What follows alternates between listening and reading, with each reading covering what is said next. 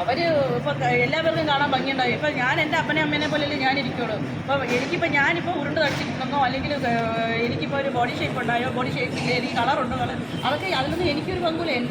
എൻ്റെ അപ്പനും അമ്മയ്ക്ക് ഉണ്ടെങ്കിൽ അതെനിക്ക് കിട്ടും. രേണു ഇപ്പോൾ എന്നെ പോലെ ഇരിക്കണമെന്ന് എനിക്ക് പറയാൻ പറ്റുമോ? പുള്ളിക്കാരിയുടെ അമ്മേനെ അച്ഛനെ പോലെയല്ലേ പുള്ളിക്കാരി ഇരിക്കുള്ളൂ. അപ്പം അവർക്ക് ആഗ്രഹം ഉണ്ടാവൂലേ?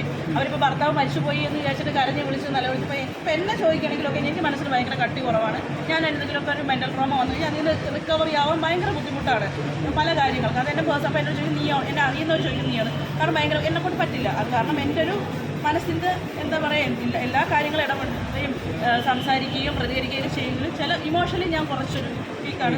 മെൻ്റൽ ട്രോമ വന്നാൽ അതിന് ഓവർകം ചെയ്യാൻ എനിക്ക് ഭയങ്കര ബുദ്ധിമുട്ടാണ്. പക്ഷേ എല്ലാവരും അതുപോലെ ആയിരിക്കണമെന്നുണ്ടോ? എനിക്കിപ്പോൾ എൻ്റെ ഭർത്താവ് എന്നെ ഭയങ്കരമായിട്ട് ഇഷ്ടപ്പെട്ടു, എന്നെ സ്നേഹിച്ച് ഇതാക്കുന്ന ഒരു ഭർത്താവ് മനുഷ്യന് എനിക്കതിൽ നിന്ന് മോചനം കേട്ടാൽ ഭയങ്കര ബുദ്ധിമുട്ടാണ്. അപ്പോൾ അതുകൊണ്ട് അവർക്ക് അങ്ങനെ ഞാൻ ചിന്തിച്ചിട്ട് ഞാൻ എന്തിൻ്റെ പേരിൽ അവരും അങ്ങനെ ഇരിക്കണമെന്ന് ഞാൻ പറയുന്നത്. അപ്പോൾ അവർക്ക് ആഗ്രഹം ഉണ്ടാവില്ലേ? അവരുടെ ആഗ്രഹങ്ങൾ ഇപ്പോൾ ഞാൻ എന്ന് വെച്ച് കഴിഞ്ഞാൽ ഞാൻ പ്ലസ് ടു കഴിഞ്ഞപ്പോൾ എന്നെ കല്യാണം കഴിച്ചു. 17 വയസ്സിൽ എനിക്കൊരു കുഞ്ഞുണ്ടായി. അന്ന് തൊട്ട് ഇന്ന് വരെ ഞാൻ അതിനെ കൊണ്ട് നടന്ന് ജീവിക്കുന്നത്, അതിൻ്റെ കാര്യങ്ങൾ നോക്കുന്നു. എന്ന് വെച്ചാൽ എനിക്ക് വേണ്ടി ഞാൻ ജീവിച്ചിട്ടില്ല, എൻ്റെ കാര്യങ്ങൾക്ക് വേണ്ടി ഞാൻ ജീവിച്ചില്ല. എനിക്ക് വേണ്ടിയിട്ട് ഞാൻ നല്ലൊരു ഡ്രസ്സ് അല്ലെങ്കിൽ കാരണം എന്ത് കിട്ടിയാലും അയ്യോ എൻ്റെ മോൾക്ക് എന്ന് പറഞ്ഞിട്ട് ഞാൻ ജീവിക്കാം. ഓൾമോസ്റ്റ് പെണ്ണുങ്ങളും അങ്ങനെ നിൽക്കുന്ന പല പെണ്ണുങ്ങൾക്കും ഇങ്ങനെയൊക്കെ ഉള്ളവരെ കാണുമ്പോഴത്തേക്കും കാരണം എനിക്കത് പറ്റിയില്ലല്ലോ, അപ്പോൾ അവർ ചെയ്യുന്നില്ലേ എന്നുള്ളൊരു ഫ്രസ്ട്രേഷൻ, എന്നുള്ളൊരു ബുദ്ധിമുട്ട്, ഒരു എന്താ പറയുക, അതിന് പറയാൻ ആവശ്യമില്ല. ആ ഒരു ഇതാണ് അവർ പലരും ഈ കാണിക്കുന്നത്. പല സ്ത്രീകളാണ് കൂടുതൽ ഇതാക്കുന്നത്. പിന്നെ കുരങ്ങിയെ പോലെ മുഖം ഇരിക്കുന്നൊക്കെ പറയുന്നുണ്ട്. അപ്പം അവരെ പോലെ ഇരിക്കുമ്പോൾ എന്നെ പോലെ അവരിയ്ക്കും, അല്ലെങ്കിൽ ഈ പറയുന്ന ആൾക്കാരെ പോലെ അവരിയ്ക്കും. അവരുടെ മുഖമല്ലേ അവർക്ക്. അപ്പോൾ അവർക്ക് പ്ലാസ്റ്റിക് സർജറി ചെയ്യാനോ അവർക്ക് ക്യാഷില്ല. അവരാർക്കും ബുദ്ധിമുട്ടില്ല. ഇപ്പം എത്രയോ കാണുന്ന കുട്ടികളെയും കൊണ്ട് ആത്മഹത്യ ചെയ്യുന്നു, അങ്ങനെ ചെയ്യുന്നു, എങ്ങനെ ചെയ്യുന്നു എന്നൊക്കെ പറയണം. ഇപ്പം നമ്മളിപ്പം ഇപ്പോൾ ഡിപ്രഷനും ലോൺലെസ്സൊക്കെ എല്ലാവർക്കും ഭയങ്കരമായിട്ട് ഉണ്ടാകുന്നൊരു സമയമാണ് ഈ കാലഘട്ടത്തിൽ എന്ന് വെച്ച് കഴിഞ്ഞാൽ. ഈ കുടുംബവും ബാക്കി കാര്യങ്ങളൊക്കെ ആയിട്ട് അപ്പം നമ്മളങ്ങനെ മനസ്സ് മടുത്ത്, ഞാനൊക്കെ എത്രയോ പ്രാവശ്യം അങ്ങനെയൊക്കെ എനിക്ക് സംഭവിച്ചിട്ടുണ്ട്.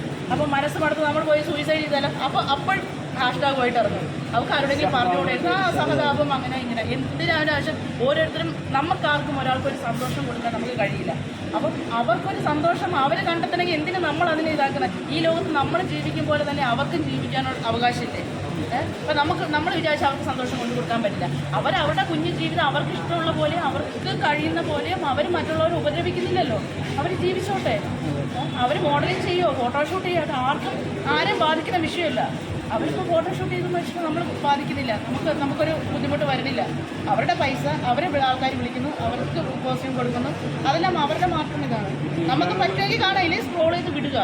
പറ്റാത്ത ആൾക്കാർ നമ്മൾ പോയി അവർ തെറി വിളിക്കാൻ നമ്മളാരാ? അല്ലെങ്കിൽ നമുക്കാരാ ലൈസൻസ് തന്നിരിക്കുന്നത് അവരെയൊക്കെ തെറി വിളിക്കാനായിട്ട്? പിന്നെ ഓൺലൈൻ ചാനൽസ് എന്ന് പറഞ്ഞു കഴിഞ്ഞാൽ ഒരിക്കലും ഇപ്പോൾ മഞ്ഞ ചാനൽ എന്ന് പറയുന്നു, ഓൺലൈൻ ചാനൽസ് അല്ലെങ്കിൽ അങ്ങനെ ഇങ്ങനെയൊക്കെ പറയുന്നു. സാറ്റലൈറ്റ് ചാനലല്ല, വെറും എൻ്റർടൈൻമെൻറ്റിന് മാത്രം പ്രാധാന്യം കൊടുക്കുന്ന ചാനൽസാണ് ഓൺലൈൻ ചാനൽസ്. അത് ഫോളോ ചെയ്യുമ്പോഴത്തേക്കാണ് ഇത് കാണുന്നത്. അത് ഈ ഓൺലൈൻ ചാനൽസ് എൻ്റർടൈൻമെൻറ്റിനെയും മാത്രം പ്രോത്സാഹിപ്പിക്കുന്ന, അല്ലെങ്കിൽ ആർട്ടിസ്റ്റുകൾ അല്ലെങ്കിൽ അങ്ങനെയുള്ള കാര്യങ്ങൾ പ്രോത്സാഹിപ്പിക്കുന്ന, അല്ലെങ്കിൽ അങ്ങനെയുള്ള കാര്യങ്ങൾ മാത്രം നോക്കുന്നൊരു ചാനലാണ് ഈ ഓൺലൈൻ ചാനൽസ്. അപ്പം അവരെ ഫോളോ ചെയ്യാതിരിക്കുക, ഫോളോ ചെയ്യണമെങ്കിൽ ഇവരെയൊക്കെ കാണേണ്ടി വരുന്നത്.